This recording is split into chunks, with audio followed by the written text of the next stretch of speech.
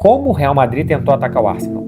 Eu não tenho assim, uma resposta que não seja entregar a bola para o Vini e ver o que ele podia fazer, e um tanto de cruzamento que não eram nem cruzamentos perigosos. Em alguns momentos o Real Madrid conseguia chegar na linha de fundo, fazer um cruzamento ou alguma coisa mais perigoso. Não dá para saber qual era a intenção do Real Madrid.